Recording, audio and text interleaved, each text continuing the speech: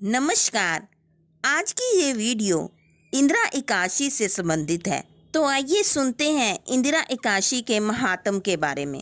धर्मराज युधिष्ठिर कहने लगे कि हे भगवान, अश्विन कृष्ण एकादशी का क्या नाम है, इसकी विधि तथा फल क्या है, सो कृपा करके कहिए।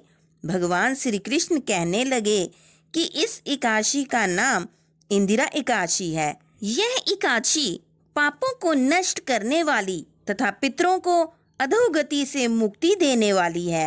हे राजन, ध्यान पूर्वक इसकी कथा सुनो। इसके सुनने मात्र से ही वाजपेयी यज्ञ का फल मिलता है। प्राचीन काल में सतयुग के समय में महिष्मती नाम की एक नगरी में इंद्रसेन नाम का एक प्रतापी राजा धर्म पूर्वक अपनी प्रजा का पालन करते हुए शासन करता था। वह राजा पुत्र पौत्र और धन आज से संपन्न और विष्णु का परम भक्त था। एक दिन जब राजा सुखपूर्वक अपनी सभा में बैठा था तो आकाश मार्ग से महर्षि नारद उतरकर उसकी सभा में आए। राजा उन्हें देखते ही हाथ जोड़कर खड़ा हो गया और विधि पूर्वक आसन दिया।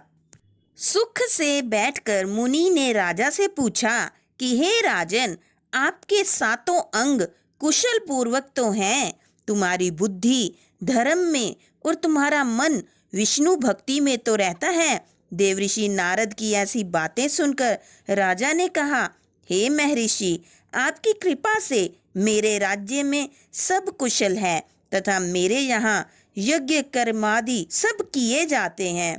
आप कृपा करके अपने आगमन का कारण कहिए। तब ऋषि कहने लगे कि हे राजन, आप आश्चर्य देने वाले मेरे वचनों को सुनो।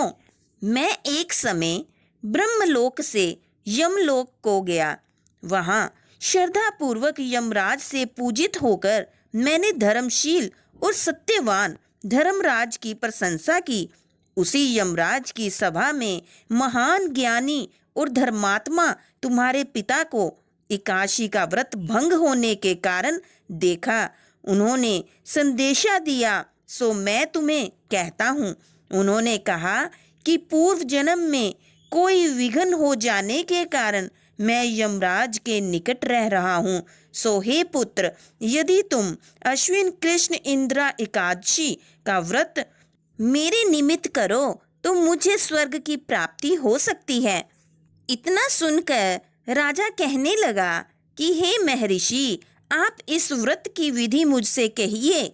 नारद जी कहने लगे कि अश्विन माह की कृष्ण पक्ष की दशमी के दिन प्रातः काल श्रद्धा पूर्वक स्नान आदि से निवृत्त होकर पुनः दोपहर को नदी आदि में जाकर स्नान करें।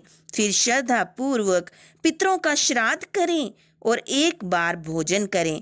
प्रातः काल होने पर एकादशी के दिन दातुन आदि करके स्नान करें। फिर व्रत के नियमों को भक्ति पूर्वक ग्रहण करते हुए प्रतिज्ञा करें कि मैं आज संपूर्ण भोगों को त्याग कर निराहार एकादशी का व्रत करूंगा। हे अच्युत, हे पुंडरीकाक्ष, मैं आपकी शरण हूँ, आप मेरी रक्षा कीजिए। इस प्रकार नियम पूर्वक शालिग्राम की मूर्ति के आगे विधि पूर्वक श्राद्ध करके योग्य ब्राह्मणों को फलाहार का भोजन कराएं और दक्षिणा दें तथा धूप दीप गंध पुष्प नैवेद्य आदि सब सामग्री से ऋषिकेश भगवान का पूजन करें। रात में भगवान के निकट जागरण करें और द्वादशी के दिन प्रातः काल होने पर भगवान का पूजन करके ब्राह्मण को भोजन कराएं, फिर स्वयं भोजन करें। नारद जी कहने लगे कि हे राजन, इस विधि से यदि तुम इस एकादशी का व्रत करोगे तो तुम्हारे पिता अवश्य ही स्वर्ग लोक को जाएंगे। इतना कहकर नारद जी अंतर्ध्यान हो गए। नारद जी के कथनानुसार राजा द्वारा अपने बांधवों तथा दासों सहित व्रत करने से आकाश से पुष्प वर्षा हुई और उस राजा का पिता गरुड़ पर चढ़कर विष्णु लोक को गया। राजा इंद्रसेन भी एकादशी के व्रत के प्रभाव से निष्कंटक राज्य करके अंत में अपने पुत्र को सिंहासन पर बैठाकर स्वर्ग लोक को गए। हे युधिष्ठिर, ये इंदिरा एकादशी के व्रत का महात्म्य मैंने तुमसे कहा। इसके पढ़ने और सुनने से मनुष्य सब पापों से छूट जाते हैं और सब प्रकार के भोगों को भोगकर वैकुंठ को प्राप्त होते हैं। वीडियो अच्छा लगा हो तो लाइक करें और चैनल को सब्सक्राइब करना ना भूलें। जय श्री हरि।